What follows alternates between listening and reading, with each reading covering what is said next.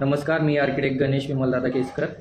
आज या व्हिडिओच्या मार्फत पिंपरे पंचक्रोशीतील सर्व नागरिकांना हे सांगू इच्छितो की गेल्या 2 वर्षापासून मी माझ्या आईला पिंपरे विकास सेवा सोसायटीमध्ये सभासदपद मिळावं किंवा एक तिथले मेंबर ते व्हाव्यात म्हणून प्रयत्न करतोय आणि तुम्ही सर्वजण बघताय। मग त्या अनुषंगाने मी वेळोवेळी ते व्हिडिओ पाठवले होते आणि बनवले होते। त्याच्यामध्ये माझ्या आईची जमीन पिंपऱ्यामध्ये आहे आणि त्या अनुषंगाने मला तिथं म्हणजे आईला सभासद बनवायचं होतं। त्याच्यामध्ये आम्ही त्या संबंधित सोसायटीला अर्जसुद्धा केला, तो त्यांना फेटाळला।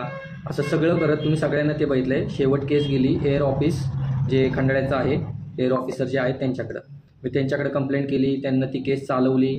संबंधित सोसायटीनं आमच्या विरुद्ध ती केस चालवण्यासाठी 3 वकीलसुद्धा ठेवले, 3 वकील नेमले। मी माझ्या आईच्या बाजूनं तिथं आईची बाजू मांडली आणि तब्बल 2 वर्षाचा वेळ गेल्याच्या नंतरनं त्याच्यामध्ये माझ्यावर केससुद्धा टाकण्यात आली, FIR सुद्धा दाखल करण्यात आली की हा सोसायटीचं नाव बदनाम करतोय, हे करतोय, ते करतोय। आता जर माझ्या आईची जमीन त्या कार्यक्षेत्रामध्ये आहे, जमीन जेवढी सभासद बनण्यासाठी पाहिजे तेवढी भरत आहे आणि ती कुठल्याही दुसऱ्या सोसायटीमध्ये सभासद नाही आहे, त्यांना सभासद बनवायला काही प्रॉब्लेम नव्हता।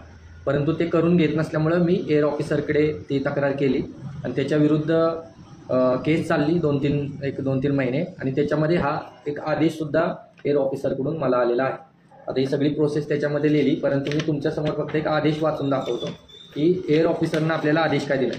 तर महाराष्ट्र सहकारी संस्था अधिनियम 1960चे कलम 23(2) व 1961चा नियम 19 अन्वये मला प्राप्त झालेल्या अधिकारानुसार मी नानासाहेब क्रू रुपनवर सहाय्यक निबंधक सहकारी संस्था खंडाळा, तालुका खंडाळा, जिल्हा सातारा या आदेश करतो की अपीलकर्ता यांचे अपील मंजूर करण्यात येत असून अपीलकर्ता सौ विमलदादा केसकर, राहणार बावकुलवाडी, तालुका खंडाळा, जिल्हा सातारा यांना नियमानुसार पिंपरे बुद्रुक विकास विविध कार्यकारी सहकारी संस्था सोसायटी मर्यादित पिंपरे बुद्रुक, तालुका खंडाळा, जिल्हा सातारा या संस्थेचे सभासद करून घेण्याची कारवाई करण्यात यावी।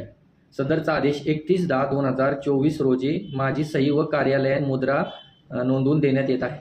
आता आपण पाहिलं 31/10/2024ला हा आदेश झाला आहे, तब्बल 1.5 महिना झाला आहे आणि 1.5 महिना झालं मी जी काही संबंधित सोसायटी आहे त्याचे जे काही संचालक आहेत 15 जण आहेत, 13 संचालक आणि 2 घेतलेले संचालक असतात, असे 15 जण यांची नावं मी तुम्हाला वाचून दाखवतो। आत्ताचे जे चेअरमन आहेत ते दत्तात्रय भुजबळ साहेब आहेत, त्यांनाही मी वारंवार कॉल करून विनंती केली की आता जर एअर ऑफिसनं मान्य केले, एअर ऑफिसनं आदेश दिला आहे तर तुम्हाला मला सभासद बनवायला काय प्रॉब्लेम आहे। परंतु त्याच्यावर त्यांना काय उत्तर मला दिलं नाही। ते म्हटले की आम्ही वरिष्ठ याच्यामध्ये पुढे अपील केलेली आहे, आम्हाला हा निर्णय मान्य नाही आहे। आता का मान्य नाही मलाही माहीत नाही, एअर ऑफिसचं जर ऐकत नसेल तर अजून कुणाचं ऐकणार मला माहीत नाही।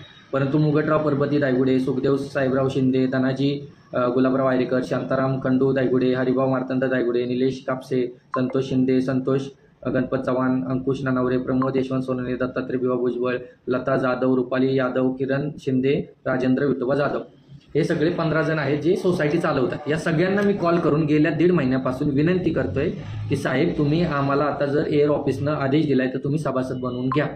परंतु कोणताही संचालक किंवा कोणताही माणूस इथं मला सभासद बनवून घेण्यासाठी, माझ्या आईला सभासद बनवून घेण्यासाठी तिथं इंटरेस्ट दाखवत नाहीये आणि कायद्याच्या विरुद्ध जाऊन काम करतात। आता जर एअर ऑफिसनं मान्य केलं, एअर ऑफिसच्या वर कोण आहे का?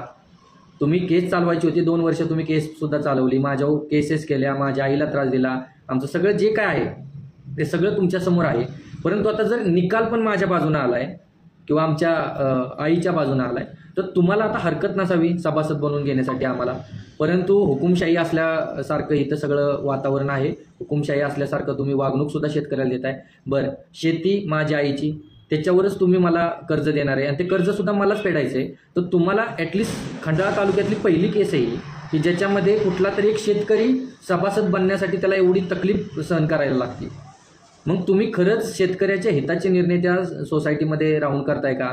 आणि हे सगळं आजूबाजूच्या पंचक्रोशीमध्ये सगळ्या नागरिकांना, सामाजिक कार्यकर्त्यांना, पुढाऱ्यांना माहीत असून सुद्धा पुढारी याच्यावर आवाज का उठवत नाही?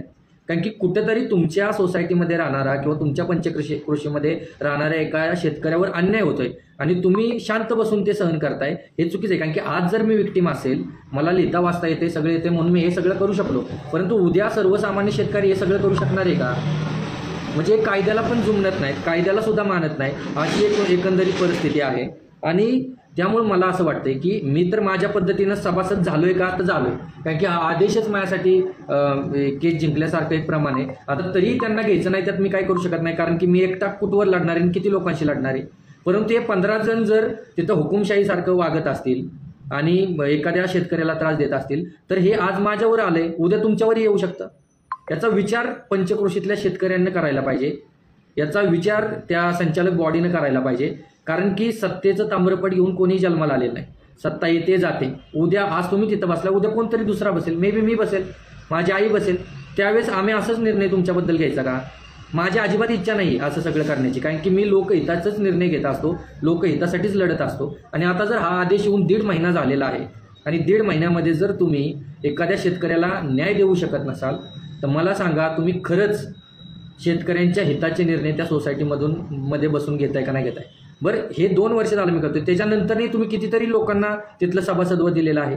याचा विचार पंचक्रोशीतले शेतकरी करणार आहेत का नाहीत, याचा विचार तुम्ही करा. या 15 जणांना माझी कळकळीची विनंती आहे. मी व्हिडिओ 1.5 महिन्याच्या नंतरनं बनवलाय. याच्या अगोदर तुमच्या 15 जणांना मी वारंवार कॉल केलेले आहेत, वारंवार रिक्वेस्ट केलेली आहे की तुम्ही जर आदेश आलाय तर त्याचं इम्प्लिमेंटेशन करा. परंतु तुम्ही ते इम्प्लिमेंटेशन करण्यासाठी इंटरेस्टेड दिसत नाहीये. आणि म्हणून आता शेतकऱ्यांना निर्णय घ्यायचा आहे की जर मी सगळा खरा आहे, माझी आईचं सगळे जे कागदपत्र ते खरे येतं, तर गणेशच्या आईला न्याय भेटला पाहिजे का नाही, हा विषय पंचक्रोशीतल्या सर्व नागरिकांनी करा. कारण की पिंपरे विकास सेवा सोसायटीमध्ये हुकुमशाही चालू आहे, हे आपण गेल्या 2 वर्षापासून तर बघताय. परंतु आता केस खेळायची होती, केस पण खेळले, निर्णय सुद्धा आला. निर्णयमध्ये जर एअर ऑफिसर तुम्हाला हे कारवाई करण्यासाठी जर सभासद घेण्यासाठी जर आदेश देत असेल, तर त्या आदेशाचं पण तुम्ही पालन करणार नाही का? याचा विचार तुम्ही करा.